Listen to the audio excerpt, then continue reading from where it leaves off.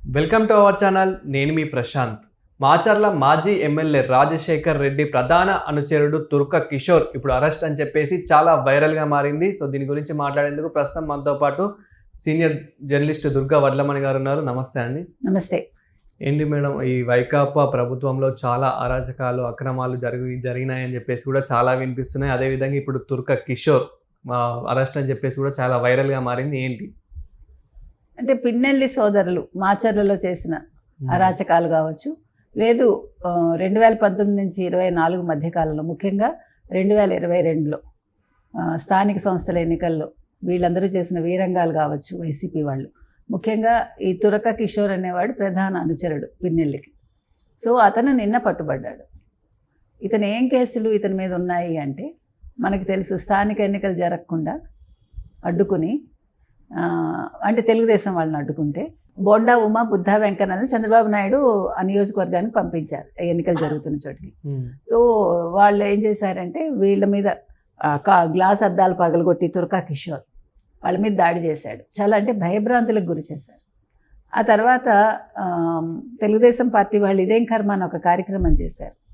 చేసినప్పుడు తెలుగుదేశం పార్టీ ఆఫీస్లోకి వెళ్ళి వాళ్ళ మీద దాడి చేశారు.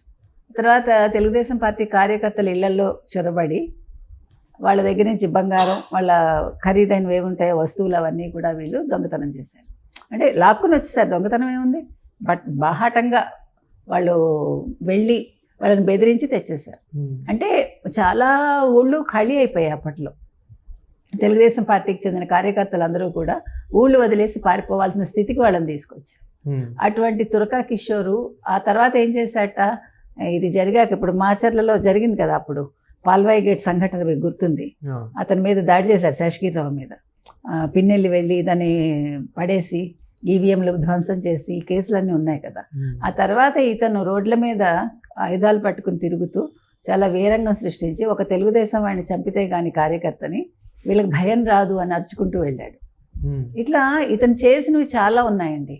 అంటే పట్టుకునేదానికి అవకాశంగా అన్నీ ఉన్నాయి. మొన్న చూస్తే ఇతను గతంలో కూడా కొన్ని ఇలాంటి కేసెస్ కూడా ఉన్నాయని చెప్పేసి కూడా చాలా వైరల్ గా మారుతుంది. అంటే ఇప్పుడు కొన్ని నిజాలు బయటకు తీస్తున్నారని చెప్పేసి. అంటే వీళ్ళ ఉద్దేశం ఏంటంటే బెదిరించి భయపెట్టి అసలు తెలుగుదేశం వాళ్ళు నామినేషన్లు కూడా వేయకుండా చేయటం. సో ఆ రకంగా అన్ని రకాలుగా మొత్తం మాచర్ల నియోజకవర్గంలో ప్రతి ఊరికి వెళ్ళి ఇతను చాలా వీరంగం సృష్టించాడు అనమాట. సో మొన్న మీ పిన్నెల్లి ఇంకో ప్రధాన సోదరుడు మన్నయ్య లొంగిపోయాడు. సో అందుకని ఇతను కూడా లొంగిపోవాలనుకున్నాడు అని తెలుస్తోంది. మీకు గుర్తుంటే 6 నెలల క్రితం పిన్నెల్లి సోదరులు అరెస్ట్ అనగానే వాళ్ళు హైదరాబాద్ పారిపోయారు. ఇతను వెళ్ళి బెంగళూరులో వాళ్ళ బ్రదర్ దగ్గర ఉంటున్నట్టు శ్రీకాంత్ అని. సో శ్రీకాంత్ తోటి అతను హైదరాబాద్కి వస్తాడు ఇంకో బ్రదర్ని చూడడానికి అన్నప్పుడు పోలీసులు అది తెలుసుకుని అక్కడి నుంచి వచ్చి ఇతను అరెస్ట్ చేసి మాచర్ల దగ్గర ఒక చోట పెట్టి అతన్ని ఇప్పుడు విచారిస్తున్నారు. అంటే ఈ వైసీపీ వాళ్ళు చేసిన ఆగడాలు అన్నీ ఇన్ని కావు కదా. ఈరోజు ఏమంటుంది వైసీపీ, మీరు అక్రమంగా కేసులు పెడుతున్నారు, తర్వాత కక్ష సాధింపు చర్యలు చేస్తున్నారు, మా కార్యకర్తలను మీరు అరెస్ట్ చేస్తున్నారు, సోషల్ మీడియాలో ఎప్పుడో పోస్టులు పెడితే ఇప్పుడు ఎందుకు మీరు అరెస్టులు చేస్తున్నారు, ఇదే కదా వాళ్ళు మాట్లాడుతున్నది. జగన్మోహన్ రెడ్డి కూడా అదే చెప్తున్నాడు కదా. కాబట్టి మీరు రెచ్చిపోండి సోషల్ మీడియాలోనే ఆయన ఒక పిలుపు కూడా ఇచ్చాడు, ఒక మాజీ ముఖ్యమంత్రి. అంటే అట్లా ఎవడైనా రెచ్చగొడతాడా? సో ఇప్పుడు తప్పు చేసిన వాళ్ళని పట్టుకుంటే ఇప్పుడు మరి బుద్ధా వెంకన్నకి బొండా ఉమ్మకి చాలా దెబ్బలు తగిలాయి కదా. అప్పుడు బుద్ధా వెంకన్నకి చాలా మేజరే జరిగినట్టుంది. కాబట్టి వాళ్ళని అలా చేసినందుకు ఈరోజు అతన్ని పట్టుకున్నారు.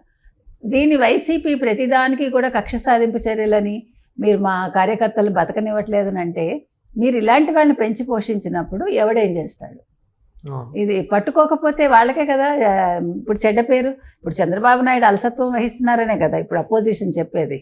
అంటే మీరేం చేయలేరు మమ్మల్ని, మీరు మమ్మల్ని ఏం పట్టుకోరు, చంద్రబాబు నాయుడు వదిలేస్తాడు. మనం మొన్న పేర్ని నాని కూడా చెప్పాడు కదా, చాలా హుందాగా ప్రవర్తించారు మీరు మహిళలను అరెస్ట్ చేయరు అంటే ముందు కాళ్ళకి బంధం వేయడం. కానీ ఇవాళ అది జరగదండి. చంద్రబాబు నాయుడు గారు మొన్న కూడా చెప్పారు, ఉపేక్షించేది లేదు, ఎవరిని వదిలిపెట్టమని క్లియర్ కట్గా చెప్పారు. దాంట్లో భాగంగానే ఈ తురక కిషోర్ అన్నవాడు అరెస్ట్ కావడం. ఇప్పుడు మీరు చూసుకుంటే కనుకైతే వైసీపీ వాళ్ళు చేస్తున్న ఆగడాలు, మీరు తెల్లారు లేస్తే ఇవాళ ఎవడు పట్టుబడతాడు, ఇవాళ ఏ అరాచకం బయటకు వస్తుంది, లేకపోతే ఏ అవినీతి బయటకు వస్తుంది, ఇదే మనం చూస్తున్న విషయాలు. అంటే వాళ్ళు ఒకటా రెండా అండి.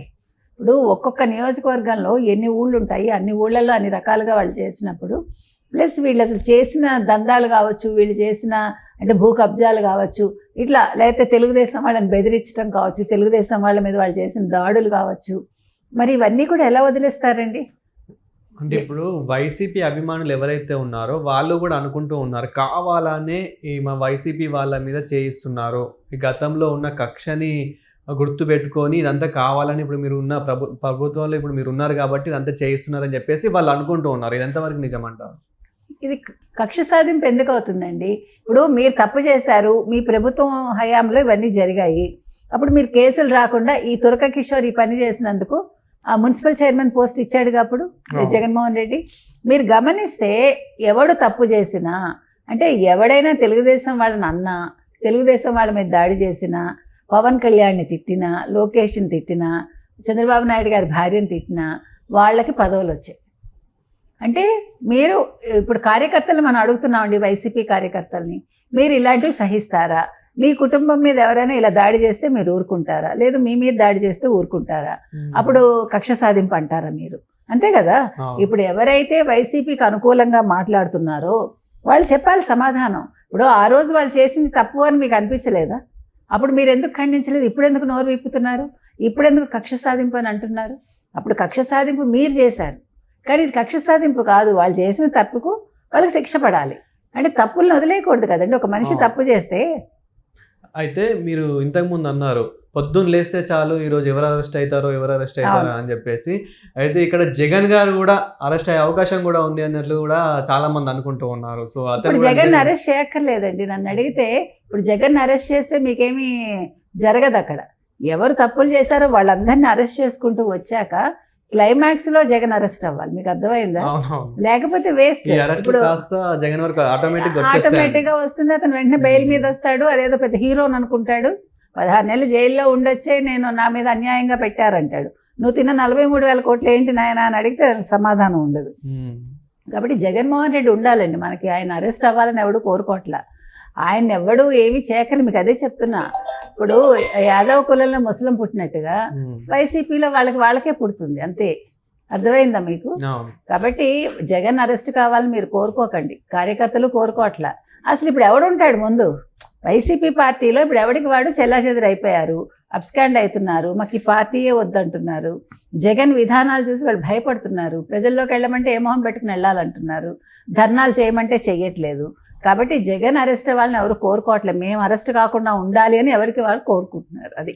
సో మేము జగన్ కోసం ఈ తప్పులు చేశాము, అవి తప్పులుగా పరిగణించకండి, ఒప్పులుగా భావించి మమ్మల్ని వదిలేయండి అంటున్నారు. Thank you.